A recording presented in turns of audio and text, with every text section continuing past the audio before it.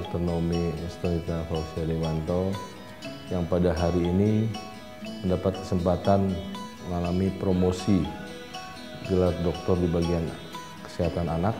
Besar harapan saya setelah mendapat gelar doktor lebih bisa digunakan sesuai dengan ilmu kepada masyarakat yang membutuhkan dan terhadap perkembangan dunia kesehatan anak. Congratulations. Kami dari IDAI Jawa Timur, grup ASI, Pro ASI, sekali lagi turut berbangga karena Dr. Nita adalah Dr. ASI Indonesia. Harapan ke depan tentu program ASI makin menjadi nyata. Selamat untuk Dr. Nita. Semoga dengan hasil penelitian ini semakin meyakinkan semua yang dokter-dokter yang ada di Indonesia untuk terus memberikan ASI eksklusif. Selamat Dr. Nita. Buat Mami, congrats, sukses terus, jangan belajar terus, enjoy life, yang sehat. Stay healthy, semoga lebih bisa buat sesuatu buat masyarakat. Stay pretty and stay awesome, and God bless you. Love you, congratulations Mom. Naomi, bangga sekali Mbak Tami sama Naomi. Naomi membuktikan bahwa ASI patut untuk diteliti. Semoga adik-adik dari Satgas ASI yang Pro ASI membuat penelitian-penelitian tentang ASI di Indonesia. Maju terus ASI, dan kalian, anak-anakku di luar sana, menyusui yang benar adalah perintah semua agama. Selamat kepada Dr. Nita atas promosinya menjadi doktor. Mudah-mudahan kami dari Satgas ASI berharap penelitian seperti ini nanti dapat diteruskan oleh anggota-anggota Satgas ASI yang lain, sehingga makin banyak ya pengetahuan mengenai ASI ini bisa berkembang luas dan menjadi primadona bagi ibu-ibu yang ingin memberikan ASI pada bayinya, juga untuk tentu saja dunia pendidikan dan profesional. Terima kasih. ASI, yes. Akhirnya semua selesai. Selamat untuk gelar barunya ya Dok. Penelitian kita alhamdulillah sudah selesai dan berhasil. Rasanya lega seperti melahirkan. Selamat ya Dok ya. Semoga selalu bisa jadi dokter anak yang berguna buat negara ini, dan juga jadi istri yang baik, jadi ibu yang baik buat anak-anaknya ya. Dan selalu menjadi penggiat ASI. Selamat ya Dok. Semoga bermanfaat untuk bagi kita semua, dan tetap keep in touch. Dadah. Selamat untuk Dr. Naomi Estelita tersayang dari Satgas ASI. Tim penguji promosi doktor Universitas Indonesia memasuki ruang sidang. Hadirin dimohon berdiri.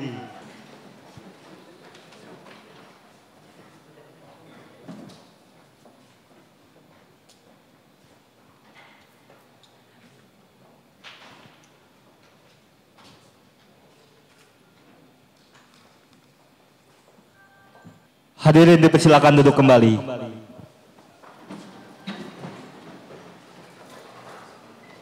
Saudara calon doktor dan pendamping dipersilakan memasuki ruang sidang. Ujian untuk memperoleh gelar doktor pada program studi ilmu kedokteran dimulai. Sidang terbuka promosi doktor Universitas Indonesia, saya buka. Saudara calon doktor, sidang terbuka promosi doktor akan mengajukan pertanyaan atas disertasi saudara yang berjudul Pengaruh Pemberian Bifidobacterium animalis lactis pada ibu hamil dan menyusui terhadap integritas mukosa usus bayi. Saya persilakan promotor Profesor Dr. Agus Firmansyah, spesialis anak konsultan, untuk memulai acara ujian. Saudara calon doktor, saya persilakan membacakan secara singkat disertasi ringkasan saudara selama 15 menit. Latar belakang penelitian ini adalah komponen sistem imun dan pertumbuhan mukosa usus bayi belum sempurna sampai usia 2 tahun. Itulah sebabnya disebut leaky gut, yang menyebabkan mudah terjadinya diare pada anak di bawah 2 tahun. ASI diketahui dapat menurunkan insiden diare dibanding susu formula karena mengandung nutrisi dan zat-zat imun untuk tumbuh kembang seperti laktoferin, sekretori imunoglobulin A, dan sitokin-sitokin. Akhir-akhir ini banyak penelitian mengenai probiotik dalam ASI, tetapi masih diperdebatkan apakah probiotik tersebut berasal dari dalam atau endogen ataukah suatu kontaminasi. Penelitian in vitro dan animal study menunjukkan bahwa satu probiotik dapat meningkatkan probiotik lain dan probiotik dapat meningkatkan produksi interleukin 8. Di dalam ASI terdapat banyak sitokin-sitokin diantaranya interleukin 8 yang berfungsi untuk stimulasi maturasi mukosa usus. Integritas mukosa usus tersebut dapat diukur dengan IFAP, alfa-1 antitripsin, dan calprotectin. Identifikasi masalah yang ada ialah 1. Masih diperdebatkan apakah probiotik yang terdapat dalam ASI adalah suatu probiotik endogen atau kontaminasi. 2. Belum diketahui apakah pemberian probiotik pada ibu hamil dan menyusui akan meningkatkan probiotik lain dalam ASI. 3. Belum diketahui apakah pemberian probiotik pada ibu hamil dan menyusui akan meningkatkan interleukin 8 dalam ASI. 4. Belum diketahui pengaruh pemberian probiotik pada ibu hamil dan menyusui terhadap integritas mukosa usus bayi. Pertanyaan penelitian. 1. Apakah pemberian galur Bifidobacterium lactis HNO19 atau yang selanjutnya disebut DR10 pada ibu hamil trimester 3 dan menyusui ini akan mendapatkan galur tersebut dalam ASI? Kedua, apakah kandungan probiotik lain dalam kolostrum dan ASI usia 3 bulan lebih tinggi pada kelompok probiotik dibanding kelompok placebo? 3. Apakah kandungan interleukin 8 dalam kolostrum dan ASI usia 3 bulan lebih tinggi pada kelompok probiotik dibanding kelompok placebo? 4. Apakah integritas mukosa usus bayi saat lahir dan usia 3 bulan lebih tinggi pada kelompok probiotik dibanding dengan kelompok placebo? Hipotesis pertama adalah galur DR10 yang diberikan pada ibu hamil sejak trimester 3 dapat ditemukan dalam ASI. 2. Kandungan probiotik lain dalam kolostrum dan ASI saat usia 3 bulan lebih tinggi pada kelompok probiotik dibanding dengan kelompok placebo. 3. Kandungan interleukin 8 dalam kolostrum dan ASI usia 3 bulan lebih tinggi pada kelompok probiotik dibanding dengan kelompok placebo. 4. Integritas mukosa usus bayi saat lahir dan usia 3 bulan lebih baik pada kelompok probiotik dibanding dengan kelompok placebo. Tujuan penelitian ini adalah mengetahui pengaruh pemberian DR10 pada ibu hamil dan menyusui terhadap kandungan DR10, interleukin 8 dalam ASI, dan integritas mukosa usus bayi. Dalam kandungan, bayi menelan cairan amnion, kemudian masuk ke saluran cerna. Sedangkan nutrisi didapat dari ibu melalui plasenta dan tali pusat. Sehingga janin kontak dengan mikrobiota saluran cerna ibu melalui plasenta dan cairan amnion. Inokulasi mikrobiota ibu banyak didapat saat melahirkan per vaginam, yang juga dihubungkan dengan peningkatan permeabilitas saluran cerna ibu dan translokasi bakteri saluran cerna ke ASI.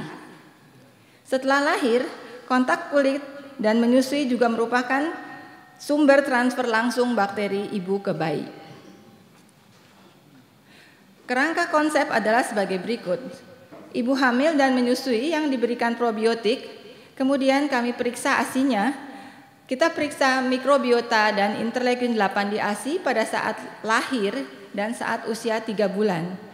Selain itu, diperiksa juga IFAP urin untuk menilai kerusakan enterosit, juga diperiksa alfa-1 antitripsin dan calprotectin ditinja untuk menilai integritas mukosa usus.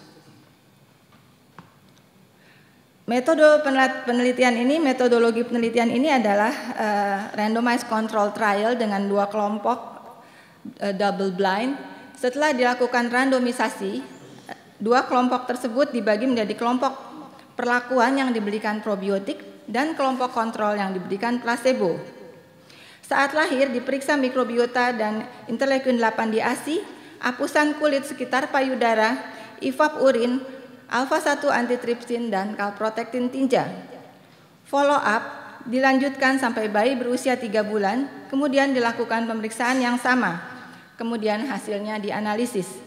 Hasil penelitian yang didapatkan dari 5 lokasi penelitian, kami mendapatkan 110 subjek, di mana 40 subjek drop out sehingga tersisa 70 subjek.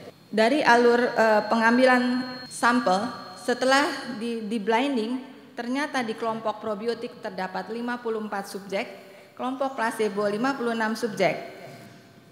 Pada akhir penelitian, setelah DO, pada kelompok probiotik tersisa 35 subjek dan di kelompok placebo tersisa 35 subjek. Hasil sebaran DR10 di ASI pada kolostrum didapati 5 subjek positif dari 35 subjek di kelompok probiotik, sedangkan di kelompok placebo negatif. Pada saat bayi usia 3 bulan didapati 7 subjek positif di ASI dari 35 subjek kelompok probiotik, sedangkan di kelompok placebo negatif. Pada apusan kulit tidak ditemukan DR10 baik pada V0 maupun V3. Artinya DR10 yang positif di kelompok probiotik tersebut adalah DR10 yang berasal dari DR10 yang kami berikan saat ibu hamil. Ini adalah suatu transfer endogen, bukan suatu kontaminasi. Hal ini dapat diterangkan dengan probiotik yang kami berikan masuk ke dalam saluran cerna ibu. Kemudian di dalam saluran cerna ibu, sel dendritik dapat menembus epitel saluran cerna dan mengambil bakteri probiotik tersebut dari lumen usus. Kemudian dibawa ke kelenjar limfe mesenterik. Dan selanjutnya dibawa menyebar melalui sirkulasi kelenjar limfe ke saluran nafas, saluran kemih, kelenjar ludah, dan juga ke kelenjar payudara. Dendritic cell dan makrofag dapat membedakan bakteri patogen atau non-patogen dengan adanya pattern recognition receptors, dan itu membentuk suatu proses yang disebut crosstalk. Hasil dari mikrobiota total yang didapat pada penelitian ini terlihat kecenderungan meningkat dari V0 ke V3 pada kelompok probiotik, sedangkan pada kelompok placebo mikrobiota total cenderung menurun walaupun tidak bermakna secara statistik. Dari hasil interleukin 8 pada kolostrum, kelompok probiotik terlihat lebih tinggi dibanding kelompok placebo walaupun tidak bermakna secara statistik. Pada V3 terjadi penurunan nilai interleukin 8 pada kedua kelompok. Hal ini sesuai dengan fisiologis di mana interleukin 8 paling tinggi didapatkan pada kolostrum dan kemudian menurun kadarnya pada asimatur. Jadi pemberian DR10 sampai 3 bulan tidak dapat menahan penurunan interleukin 8 tersebut. Kita tahu pertumbuhan mikrobiota pada ASI dimulai sejak akhir trimester ketiga, di mana sudah mulai dipersiapkan sinyal-sinyal hormon dan perpindahan mikrobiota ke kelenjar susu, dan mencapai puncaknya saat melahirkan dan menyusui. Jumlah mikrobiota tersebut berkurang pada saat weaning. Hasil lain adalah hasil IFAP pada kolostrum terlihat lebih rendah pada kelompok probiotik dibanding dengan kelompok placebo, walaupun tidak bermakna. Pada V3 terjadi penurunan IFAP pada kedua kelompok sesuai dengan fisiologis kerusakan enterosit yang akan berkurang seiring dengan bertambahnya usia. Nilai IFAP yang rendah pada kolostrum ini dihubungkan dengan nilai interleukin 8 yang tinggi sehingga kerusakan enterosit lebih sedikit. Nilai AAT dan kalprotektin pada kedua kelompok hampir sama, baik pada V0 maupun V3. Simpulannya ialah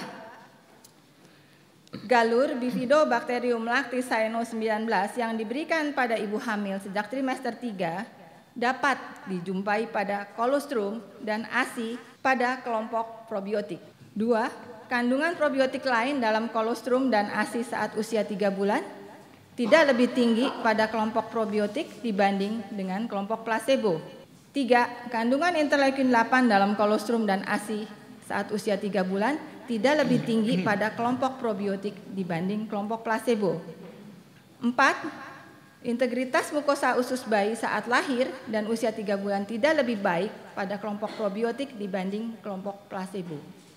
Saran ialah keseimbangan mikrobiota usus ibu hamil dan menyusui perlu diperhatikan dan dapat diintervensi untuk mendapat kandungannya di ASI. 2. Perlu dilakukan penelitian dengan waktu yang lebih lama, kemungkinan sampai 6 bulan setelah bayi lahir, untuk dapat melihat lebih jelas efek pemberian probiotik terhadap integritas mukosa saluran cerna. 3. Perlu diteliti sampai di mana peran probiotik dalam integritas saluran cerna dengan membandingkan subjek yang diberi ASI, subjek yang mendapat susu formula tanpa probiotik, dan dengan susu formula dengan probiotik. Sekian, terima kasih.